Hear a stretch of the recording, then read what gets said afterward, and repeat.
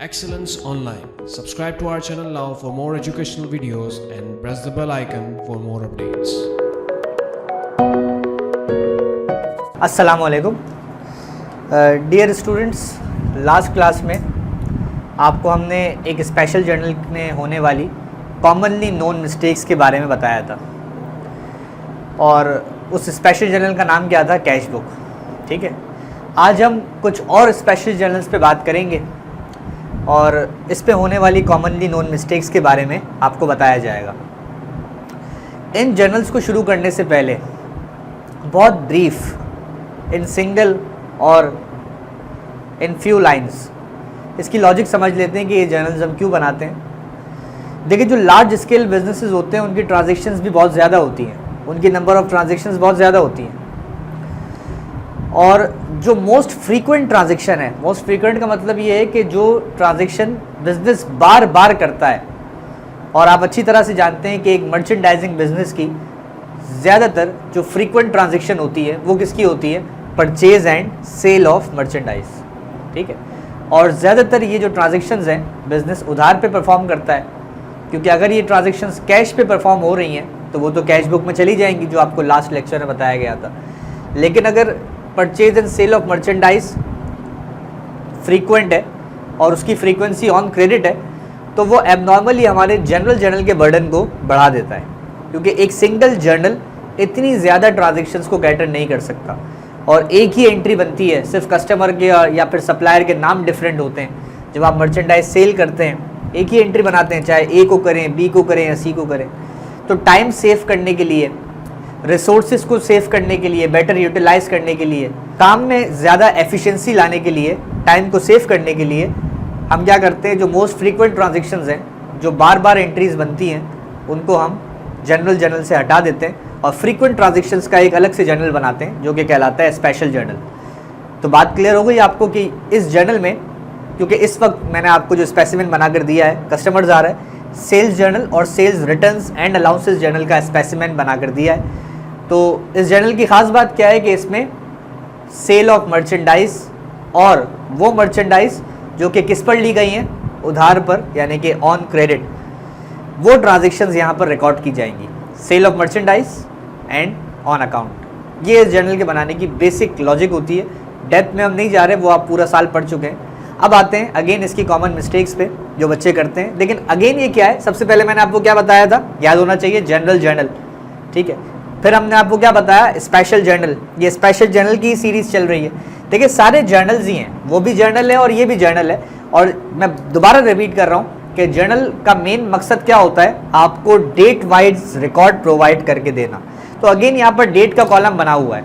ठीक है, तो हम यहाँ पर फॉर द मंथ की हेडिंग नहीं देंगे, मैं लिख कर क्रॉस भी कर दूंगा ताकि आपको ये बात याद रहे। चलें फिर इसकी अब हम कॉमनली नोन मिस्टेक्स पे बात करते हैं कि ये जो स्पेशल जर्नल है ये बनाने में बच्चे नॉर्मली क्या मिस्टेक करते हैं। तो स्टार्ट करते हैं हेडिंग से। तो याद है मुझे कि लास्ट जो मैंने लेक्चर दिया था उसमें एक बच्चे ने कमेंट किया था कि अगर बिज़नेस का नाम गिवन ना हो तो क्या करेंगे। तो जब बिज़नेस का नाम गिवन ना हो तो हम क्या करेंगे? सिर्फ यहाँ पर एक लाइन लगा देंगे एग्जामिनर को बताने के लिए कि बिज़नेस का नाम आता है। ठीक है, लेकिन क्योंकि क्वेश्चन में गिवन नहीं है इसीलिए हमने यहाँ पर लिखा नहीं है, सिर्फ डैश डाल देंगे, आप और कुछ नहीं करेंगे। उसके बाद आप लिखेंगे बुक का नाम, और कौन सी बुक हम बना रहे हैं? Sales journal. अगेन मैं हाईलाइट कर देता हूं इसके नीचे फॉर द मंथ, ये बात अब याद हो जानी चाहिए आप लोगों को। फॉर द मंथ एंडेड लिखना कैसा है? अननेसेसरी है, नहीं लिखेंगे, ये बात याद रखिएगा, क्योंकि डेट वाइज रिकॉर्ड आपके पास मौजूद है। ठीक है, यहाँ तक बात आ गई हेडिंग की। अगर बिज़नेस का नाम गिवन होगा तो बिज़नेस का नाम लिखना है। ऐसा नहीं कि आप हर वक्त सेल्स जर्नल की डेट में, क्योंकि आपने वीडियो देखी तो आप हमेशा लाइन खींचे। बिज़नेस का नाम गिवन होगा तो बिज़नेस का नाम लिखेंगे। नहीं होगा, किसी भी जर्नल में अगर गिवन नहीं होगा, किसी भी स्टेटमेंट में अगर गिवन नहीं होगा तो फिर भी आप यहाँ पर डैश डालेंगे। ठीक है, चलें स्टार्ट करते हैं डेट से। एज्यूम करते हैं कि ट्रांजेक्शन परफॉर्म हुई है 2019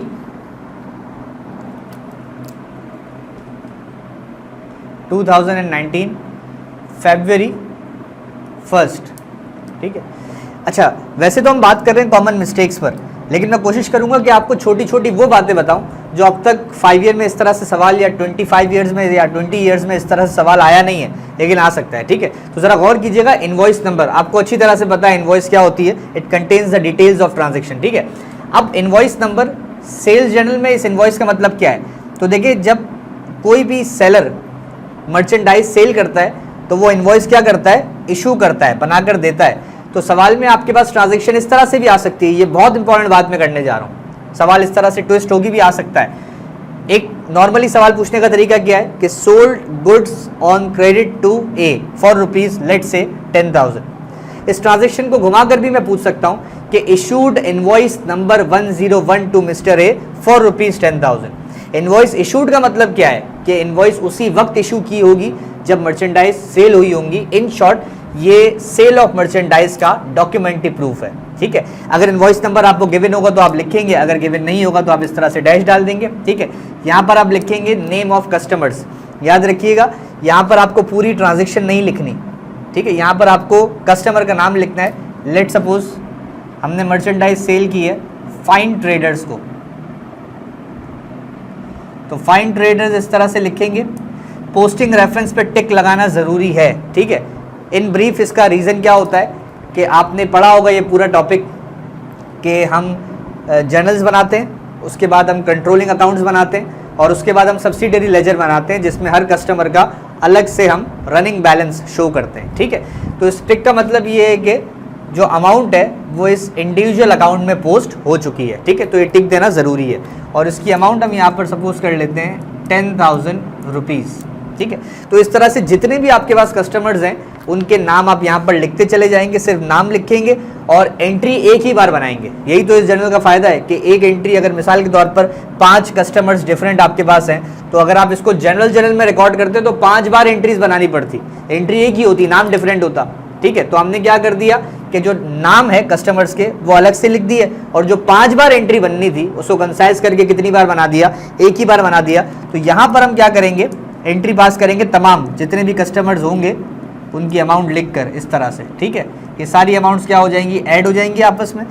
और यहाँ पर हम एंट्री पास करेंगे sale of merchandise on credit की, जो कि होती है accounts receivable debit, accounts receivable debit और सेल्स क्रेडिट। ठीक है, अब देखें अक्सर औकात बच्चे जो है वो एब्रीवेशन यूज़ करते हैं, A/रिसीवेबल, A.रिसीवेबल। एब्रीवेशंस आपको अपने एग्जाम में यूज़ नहीं करनी, you have to use proper account titles with full spellings. ठीक है, अमाउंट है जो कि इसके सामने लिखी हुई है जिसके अंदर ये ऊपर की तमाम छोटी छोटी अमाउंट जो है वो शामिल है। गोया कि इस एक अकाउंट ने ऊपर की तमाम अमाउंट्स को क्या कर रखा है, कंट्रोल कर रखा है। ठीक है, ये आप पढ़ चुके हैं। अच्छा, ये जो आपके पास PR का कॉलम है ये बहुत ही ज़्यादा इंपॉर्टेंट है। नॉर्मली क्या होता है कि देखिए ये बहुत सिंपल सी बात है कि अकाउंटेंट अपनी आसानी के लिए चार्ट ऑफ अकाउंट्स फॉलो करता है और हर अकाउंट को एक स्पेसिफिक नंबर देता है ताकि उसको ट्रेस करने में आसानी हो। अगर सवाल में आपको अकाउंट नंबर गिवन है, ठीक है, आप सवाल की रिक्वायरमेंट्स को पढ़ेंगे और अगर सवाल में आपको अकाउंट नंबर गिवन है तो आप वही अकाउंट नंबर यहाँ पर as it is copy paste कर देंगे। क्या कहा मैंने कि अगर सवाल में आपको अकाउंट नंबर गिवन है तो आप as it is account number copy paste कर देंगे। लेकिन अगर सवाल में अकाउंट नंबर गिवन नहीं है और सवाल एग्जामिनर ये लिख सकता है गिविंग पोस्टिंग रेफरेंसेस, ठीक है, रूल ऑफ करें बाय गिविंग पोस्टिंग रेफरेंसेस, तो फिर आपको पोस्टिंग रेफरेंस देना ज़रूरी है, बेशक उसने आपको नंबर नहीं दिए। अब अगर नंबर गिवन नहीं है तो नंबर कहाँ से लाएंगे, तो मैं आपको डिफ़ॉल्ट नंबर बता रहा हूँ, इसकी बाकायदा एक डेरिवेशन है। अगर आज मुझे टाइम मिला तो आपको एक छोटी सी एग्जांपल दे दूंगा ताकि आपको पता चले कि नंबर जो है वो हमने ऐसे ही नहीं लिखे, इसके पीछे एक प्रॉपर लॉजिक है। तो चार्ट ऑफ अकाउंट्स की लॉजिक इसके ऊपर अप्लाई होती है। नॉर्मली हम यहाँ पर नंबर लिखते हैं, हर कंपनी का, हर बिजनेस का अपना अकाउंट, चार्ट ऑफ अकाउंट हो सकता है, कोई हार्ड एंड फास्ट ये नहीं है। लेकिन नॉर्मली अगर नहीं है तो हम क्या लिखेंगे, अकाउंट रिसीवेबल का नंबर लिखेंगे 1102 और सेल्स का नंबर हम लिखेंगे 4001। ठीक है, इस नंबर की बाकायदा डेरिवेशंस होती हैं, वो अगर आज टाइम मिलता है तो मैं आपको बता दूंगा। लेकिन अगर नंबर्स नहीं लिखे तो ये नंबर्स आप याद कर लें, ये नंबर्स आपको लिखने हैं। तो ये चार्ट ऑफ अकाउंट को देखते हुए अगर सवाल में नंबर आपको गिवन नहीं होंगे तो आपको ये नंबर लिखने हैं। अब यहाँ पर जो अमाउंट है वो टोटल करके लिखनी है, तो हम क्या करते हैं, एक और ट्रांजेक्शन यहाँ पर ऐड कर देते हैं। सपोज कर लेते हैं मेहरान ट्रेडर्स ठीक है, यहाँ पर टिक लगा देंगे और लेट सपोज ये ट्रांजेक्शन की अमाउंट है हमारे पास 20,000। तो अब जब हम इसकी अमाउंट लिखेंगे तो ये ऐड करके लिखेंगे, क्योंकि ये अकाउंट रिसीवेबल कैसा है, जनरल है या साथ साथ कंट्रोलिंग है। ठीक है, तो ये आपका प्रॉपरली सेल्स जर्नल इस तरह से बन जाएगा। ठीक है, इसमें आपको ख्याल रखना है कि पोस्टिंग रेफरेंस पे आपको टिक लगाना है, रीज़न मैं आपको बता चुका हूँ। अगर अकाउंट नंबर गिवन है तो अकाउंट नंबर आप लिखेंगे, अगर गिवन नहीं है तो ये अकाउंट नंबर आप नोट कर लें, यही आप लिखेंगे और इसी के साथ जो अमाउंट है उसको आप टोटल करके लिखेंगे। ठीक है, इसी तरह से अब हम सेल्स रिटर्न जर्नल पे बात करते हैं। बिजनेस का नाम हमें गिवन नहीं है तो हम यहाँ पर डैश डाल देंगे। अच्छा, यहाँ पर अक्सर स्टूडेंट्स सवाल पूछते हैं, उनको पूछना भी चाहिए कि क्या रिटर्न की ट्रांजेक्शन भी जो है वो फ्रीक्वेंट होती है बिजनेस में। ठीक है, यहाँ पर ये अज्यूम किया गया है कि यहाँ पर रिटर्न की ट्रांजेक्शन फ्रीक्वेंट होती है। तो जिस सवाल में आपसे पूछा जाता है return journal, sales return journal, तो इसका मतलब ये है कि इस बिजनेस में रिटर्न्स की ट्रांजेक्शन हो रही है, लिहाजा इसको सेपरेटली स्पेशल जर्नल में रिकॉर्ड किया जा रहा है। लेकिन अगर रिटर्न्स ना होने के बराबर है या 2 महीने या 3 महीने में बहुत एक बार है, रेयर है, तो उसके लिए फिर आपको ये अलग से जर्नल मेंटेन करने की जरूरत नहीं है। बड़ी जिम्मेदारी से मैं अल्फाज कह रहा हूँ कि जो ट्रांजेक्शन बहुत फ्रीक्वेंट होती है उसी के लिए हम ये वाले जर्नल्स मेंटेन करेंगे। ठीक है, अगर रिटर्न फ्रीक्वेंट नहीं है तो हम इसको नॉर्मली जर्नल में रिकॉर्ड करेंगे। यहाँ पर ये अज्यूम किया गया है कि रिटर्न फ्रीक्वेंट है, लिहाजा लेट सपोज यहाँ पर हेडिंग देते हैं। जर्नल का पूरा नाम हमें लिखना पड़ेगा। जर्नल का नाम क्या है? Sales return and allowances journal. मैं कोशिश करूंगा कि आपको वो बातें भी बताता रहूं साथ साथ, ठीक है, जो आपको बेसिकली पता होनी चाहिए। ठीक है, तो रिटर्न्स और अलाउंसेस इन दोनों में जो है वो एक बेसिक डिफरेंस होता है, उस पर हम बात नहीं कर रहे, वरना बात नहीं और निकल जाएगी। लेकिन रिव्यू कर लीजिएगा कि रिटर्न्स और अलाउंसेस में क्या फर्क होता है। ठीक है, और इसको हम एक अकाउंट में क्यों। चलिए अब आइए date. Let suppose fine creditors हमने 1 फेब को ट्रांजेक्शन की थी सेल्स की, और फेब की 3 को जो है वो हमारे कस्टमर ने यानी कि फाइन क्रेडिटर्स ने कुछ डिफेक्टिव मर्चेंडाइज क्या कर दी, रिटर्न कर दी। ठीक है, अब देखिए जब वो रिटर्न करेगा, अगेन ये चीज़ आपने पढ़ी होगी, तो वो अपने पास एक एंट्री पास करेगा जिसमें आप उसके सप्लायर हैं, वो आपको डेबिट करेगा और परचेज रिटर्न को क्रेडिट करेगा। इस वक्त हम बात कर रहे हैं सेल्स रिटर्न जर्नल की, तो उसने तो अपने पास एक प्रूफ बनाकर आपको सेंड कर दिया, लेकिन आपके पास भी तो कोई प्रूफ होना चाहिए ना कि इस कस्टमर से जो है वो इतने की मर्चेंडाइज रिटर्न आई है और हमने उस कस्टमर के अकाउंट को क्या कर दिया है, कम कर दिया है, यानी कि क्रेडिट कर दिया है। तो क्रेडिट मेमो नंबर का ताल्लुक जो है वो कस्टमर से है। जिस तरह मैंने आपको बताया था कि सेल के वक्त सेलर इनवॉइस इशू करता है, ठीक है, इसी तरह से जब बिजनेस के पास कस्टमर्स की तरफ से मर्चेंडाइज रिटर्न आ जाती है या वापस आ जाती है, तो बिजनेस उस कस्टमर के अकाउंट को क्या कर देता है, क्रेडिट कर देता है, कम कर देता है। यहाँ पर कस्टमर के अकाउंट को बढ़ाया गया, यहाँ पर कस्टमर के अकाउंट को कम किया जाता है। तो इन शॉर्ट सेल्स रिटर्न्स का जो डॉक्यूमेंट्री प्रूफ होता है सेलर के एंड से, वो क्या होता है, क्रेडिट। ठीक है, memo number, memo is a piece of paper, is a note, is a document. ठीक है, अगर सवाल मेमो नंबर गिवन है तो लिखेंगे, गिवन नहीं है तो नहीं लिखेंगे। लेट सपोज यहाँ पर मेमो नंबर गिवन नहीं है। ठीक है, कस्टमर हमारा कौन था, फाइन ट्रेडर्स, एज्यूमिंग कि उसने हमें 2000 की मर्चेंडाइज वापस कर दी, रुपीज 2000 की मर्चेंडाइज डिफेक्टिव निकली जो उसने वापस कर दी। देन मेरा ट्रेडर्स सपोज कर लेते हैं, तो मुझे आपको इसकी रूलिंग ऑफ समझानी है। 25 फेब को मेहरान ट्रेडर्स ने डिफेक्टिव मर्चेंडाइज रिटर्न कर दी से 1000। ठीक है, तो रिटर्न्स की ये ट्रांजैक्शंस थी। अब इसको हमें रूल ऑफ करना है। रूल ऑफ के लिए क्या बताया था मैंने आपको कि डेट हमेशा हम देंगे मंथ एंड की, फेब 28 ऐड डाल देंगे। अब अगर ये ट्रांजैक्शंस हम जर्नल में रिकॉर्ड करते हैं, एज्यूमिंग कि 2 है, उससे ज़्यादा भी हो सकती है। ठीक है, अगर ये ट्रांजैक्शंस हम जर्नल में रिकॉर्ड करते हैं तो 2 अलग अलग एंट्रीज बनानी पड़ती है, जिसमें हम सेल्स रिटर्न्स एंड अलाउंसेस को डेबिट करते और अकाउंट रिसीवेबल फाइन ट्रेडर्स को क्या करते, क्रेडिट करते। ठीक है, इसी तरह से सेल्स रिटर्न्स एंड अलाउंसेस को डेबिट करते और अकाउंट रिसीवेबल मेरा ट्रेडर्स को क्या करते, क्रेडिट करते। तो हमने सिंप्लिसिटी के लिए एक अलग से जर्नल में उसको रिकॉर्ड कर दिया, और जो 2 बार एंट्री बनानी पड़ रही थी अब हम उसको एक ही बार बनाएंगे। ठीक है, पूरा टाइटल लिखेंगे, sales returns do not use abbreviations and allowances debit ठीक है। और अकाउंट्स रिसीवेबल क्रेडिट, अगेन किसका अकाउंट रिसीवेबल क्रेडिट किया, किसका अकाउंट रिसीवेबल क्रेडिट किया, दोनों का अकाउंट रिसीवेबल हमने यहाँ पर प्लस करके लिखा। इसका मतलब ये हुआ कि अकाउंट रिसीवेबल कैसा है, जनरल है, किसी एक का हमने यहाँ पर स्पेसिफाई नहीं किया। अगर आपको इंडिविजुअल हर किसी का, हर कस्टमर का अकाउंट रिसीवेबल देखना है तो उसके लिए आपको एक और स्टेप आगे जाना पड़ेगा जो आप कर चुके हैं, which is known as subsidiary ledger. ठीक है, तो बहरहाल इनके अकाउंट नंबर हम लिख देते हैं, अगर सवाल में गिवन है तो वही लिखेंगे, अगर गिवन नहीं है तो सेल्स का क्या दिया था 4001, यहाँ पर दे देंगे 4002, और अकाउंट रिसीवेबल का सेम रहेगा 1102। ठीक है, पोस्टिंग रेफरेंसेस पे आपको टिक लाजमी तौर पर लगाना है। इसका रीजन यही है कि आप इसके अकाउंट को क्रेडिट कर चुके हैं और ये अमाउंट इन दोनों कस्टमर्स के अकाउंट में, लेजर अकाउंट में, सब्सिडियरी अकाउंट में पोस्ट हो चुकी है। ठीक है, इसको हम लिख देंगे प्लस करके ₹3000। तो इस तरह से जो है वो आपके पास सेल्स जर्नल और सेल्स रिटर्न जर्नल जो है वो बनाया जाएगा।